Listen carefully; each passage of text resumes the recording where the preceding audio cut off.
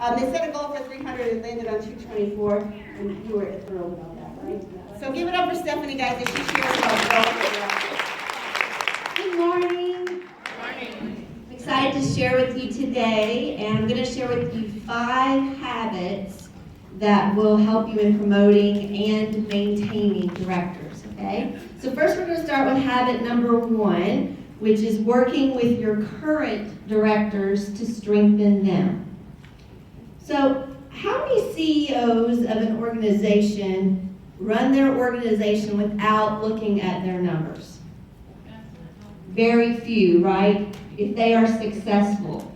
Yet how many of your directors on your team run their organization without looking at their numbers, without really knowing what their strengths are and what their areas that they need to target for improvement, right?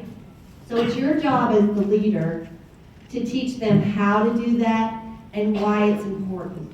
So at the beginning of 2016, I created an Excel spreadsheet that had my entire director team on it and each one of their statistics for 2015. And what I did with that was use that in a very private coaching call with each one of them to look at their statistics to say, here are your strengths and here are some areas that we can target for improvement. And I know you're probably going to want to write down those areas that we looked at. Some of them will just naturally come to your mind. So the first thing we did was we looked at their sales for the year. How much did they sell for the entire year? How much did they sell per month? What were their average sales per month? What was their show average? What were the average number of orders that they got per show? What were the number of bookings that they got for the year? What were the number of personal recruits they had for the year? What did their team recruiting look like? And then what did that overall recruiting number look like for them plus their team's recruits? And then what about the amount of online sales? How much did they have in online sales for the year? And then what is the average guest spend per order? How much is each guest spending on average?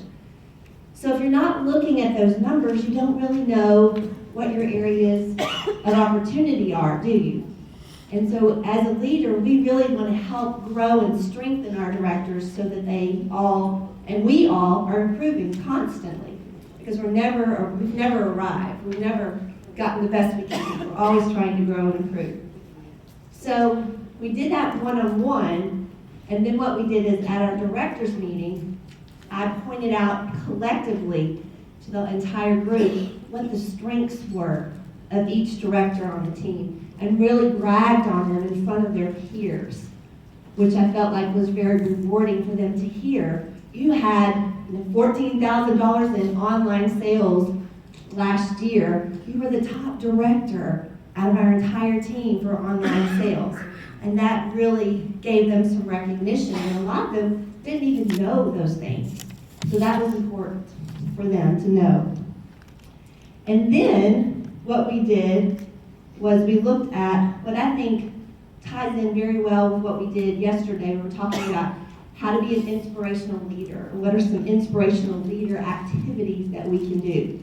So I had this idea about how am I going to move my organization to become a national executive director team, because that's where we're going. I know that's where we're going. And we just have to get everyone in place to get there. And so I was brainstorming with another leader, and she said, the reason they're not there is because they don't have the confidence in themselves to believe that they can be who you are. And you have to help them believe in themselves. And how many times have we heard that before, that we have to believe in someone else before they believe in themselves? And we all think about that in terms of recruiting. But we don't sometimes think about that in terms of how can we help someone grow to become an executive director or a senior director or an advanced director, because they may not think they can do those things, right? Because they see you and they think they can't be you.